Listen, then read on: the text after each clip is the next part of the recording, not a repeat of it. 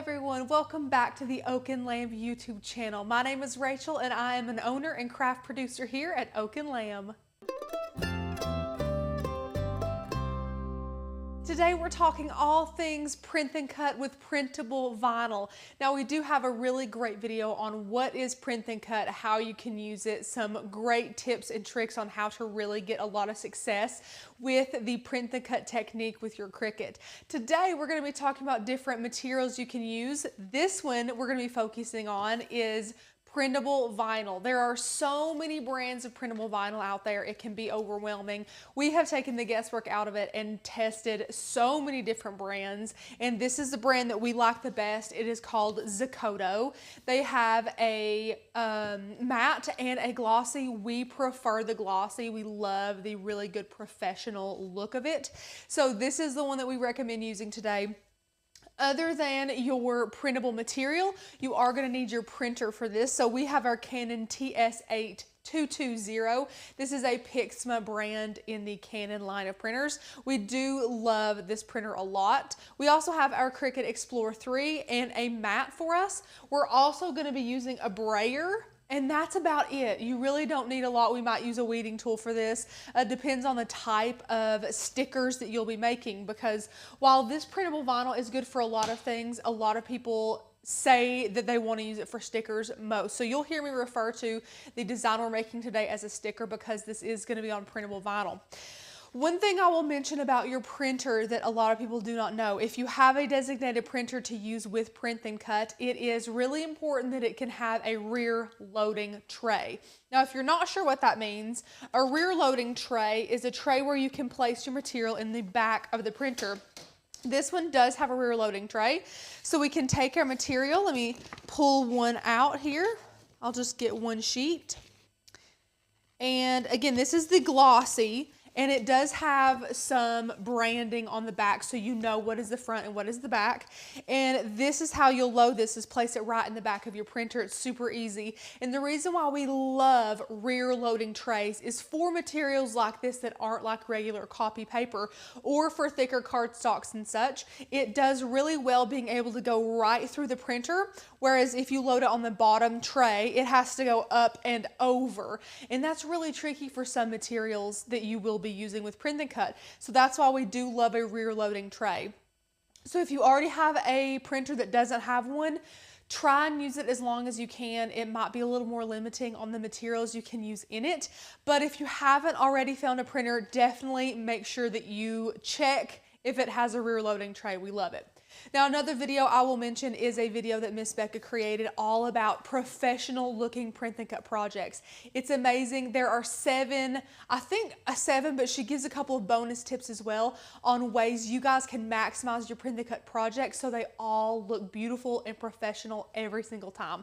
So check that video out as well. She'll give a lot of tips and tricks on how to have perfect print and cuts. Now we'll go ahead and hop over into Design Space and check out the cut file that we're going to be using today for this material.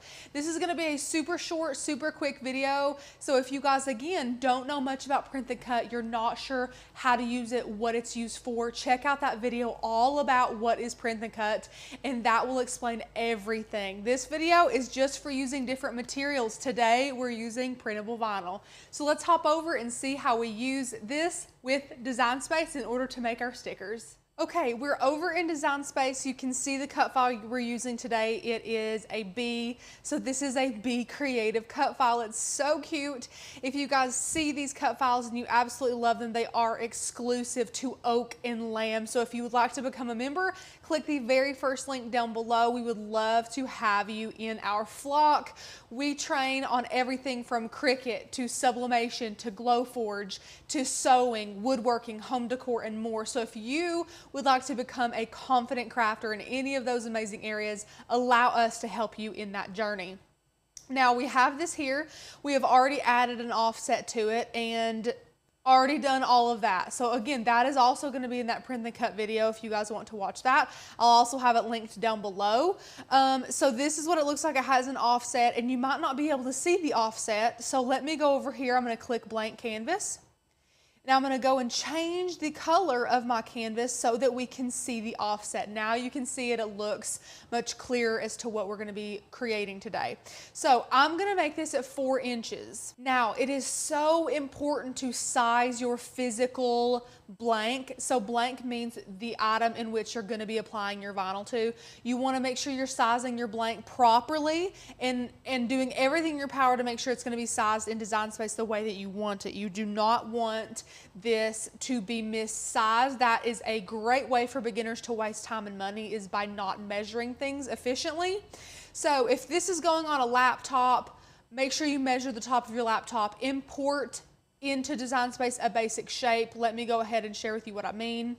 Grab a basic shape here, and we're going to size this. Let me go ahead and change the color of my background again to a lighter gray. And measure your laptop. Measure it. Now mine is a MacBook Pro, but it's a 13-inch, which that is like total. But what I have to work with on the top is actually 8.5 by 12. So you're going to take this, a width of 12, unlock that size ratio, 8.5. Now we have, we'll go down here.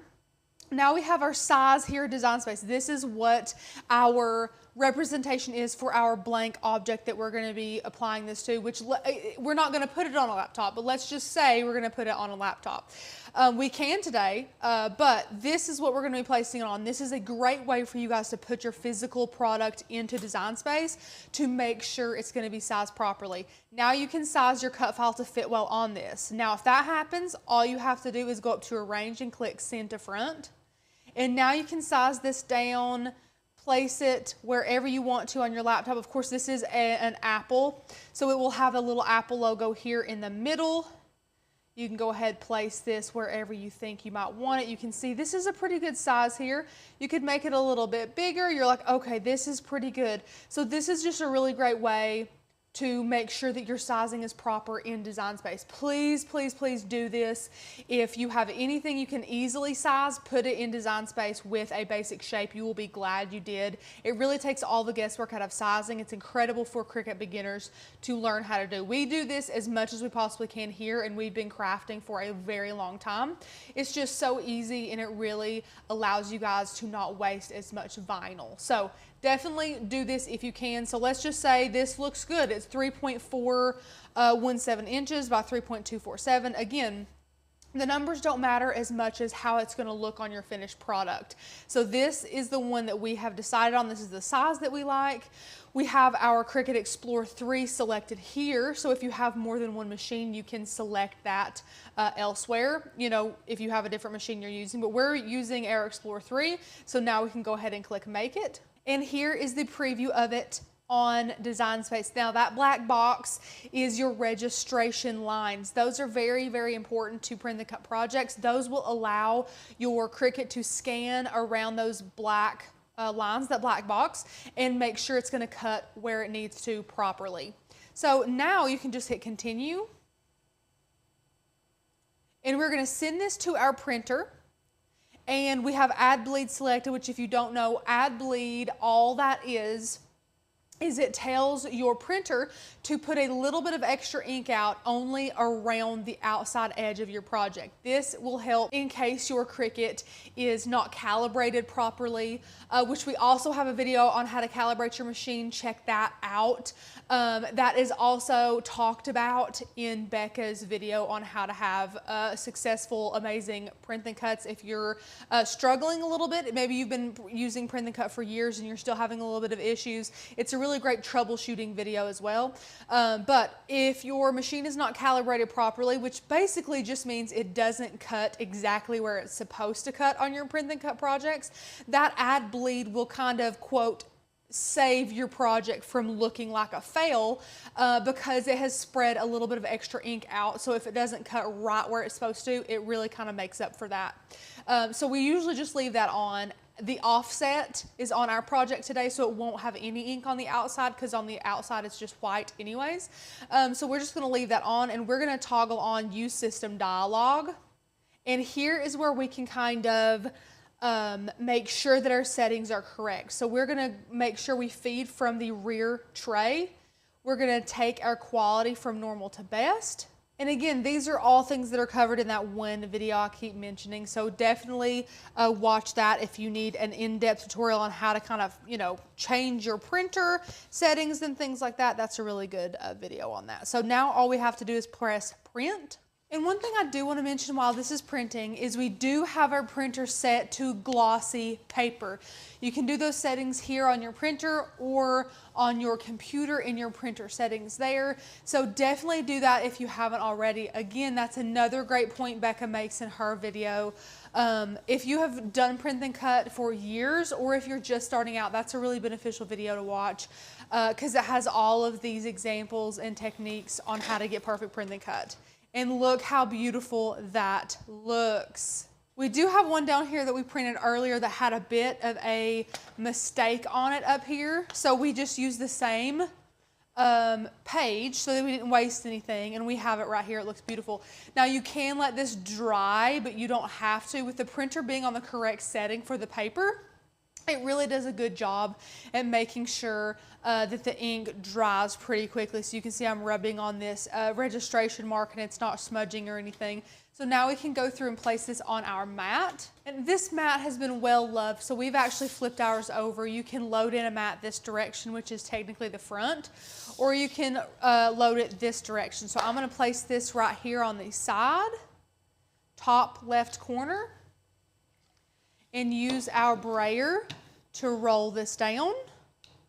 And now we'll load this into our machine after we select our settings for the material. We already have this favorited because we do use it so often, but if you browse all materials and you can type in printable, you can see printable fabric, printable iron-on, printable vinyl. We're gonna be using printable vinyl today, so you just click that and click done, and ours is right here. We have it favorited, so we have that right there. And we're gonna leave that on default pressure, and now we're gonna go ahead and allow our Cricut to cut this out.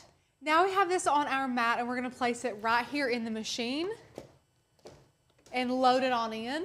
And one of the things I do want to mention is it does not matter that we have a wrongly printed one on the bottom of that sheet. It's not going to mess up this craft at all, so do not let that discourage you. If something happens, sometimes printers act up and that's just what happens. It's part of life, so that is not a big deal. Now we're going to go ahead and press start, and you're going to be able to see a little teeny tiny sensor, and that is going to turn on a little light and scan all around those registration marks and make sure it's going to cut in the perfect spot. Now it's all done. We're going to go ahead and press unload, and we can see how that cut. Since we have a little bit of a mistake here, you can take a true control knife or an X-Acto knife or scissors and cut the excess of this off if you want to. So we're going to go ahead and cut it off. We love to peel our mat up from our vinyl, not the other way around. And there is our successful project. Now we can just take a corner here, peel this up. Just peel slowly just in case it didn't cut perfectly. That looks beautiful. Now you can discard this, and you can remove this from the mat the same way that we showed you. And now this is a sticker. Now you can use masking paper transfer tape on this if you pat it on your clothes or something and make it really, really lightly tacky. But since we do add an offset, these are the easiest way to make stickers. You just peel it off really, really carefully, just like you would a sticker.